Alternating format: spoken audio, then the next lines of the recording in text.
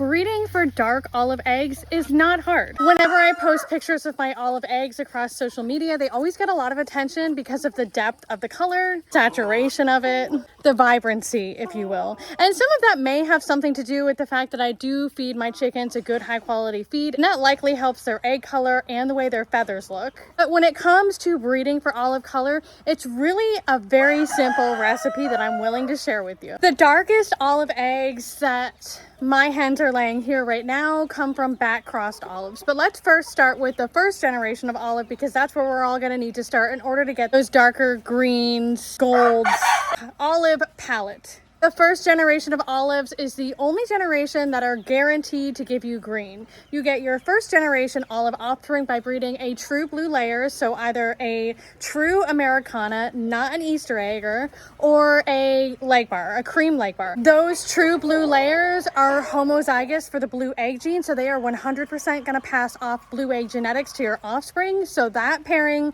coupled with a dark brown cockerel rooster like a Moran's or maybe a Well Summer, gives you your first generation, your only guaranteed green laying offspring. The cockerel tends to throw more of those darker brown egg genes, like those darker brown egg overlay genetics, into the offspring. So I think it's best to use true blue hens underneath brown roosters. It is possible, if you are using a rooster in your olive programs, a dark brown rooster who came from really dark egg genes, for that first generation of olives to be a pretty dark, well saturated, vibrant green. But in most cases, we're going to need to breed that first generation offspring, that olive egg laying hen, back to a dark brown laying rooster to create those darkest greens in the next generation. And that's the generation that we call back crossed, because we're taking an olive hen and we're crossing her back to a dark brown rooster. Although people also take olive hens and cross them back to true blue roosters and also call that a back cross. I call that third generation olives, F3.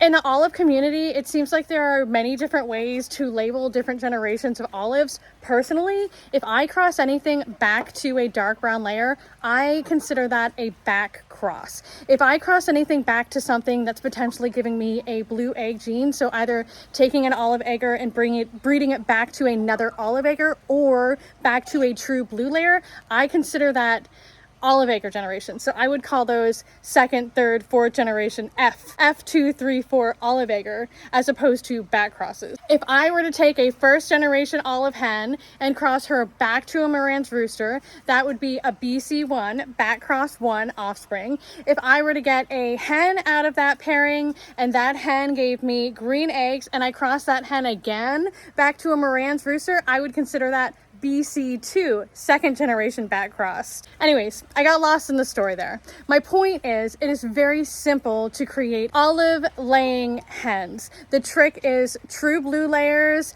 dark brown cockerels, get your first generation going, and then breed that first generation back to a dark brown laying rooster. And it only takes about 2 years. So really the hardest part is the patience of it all.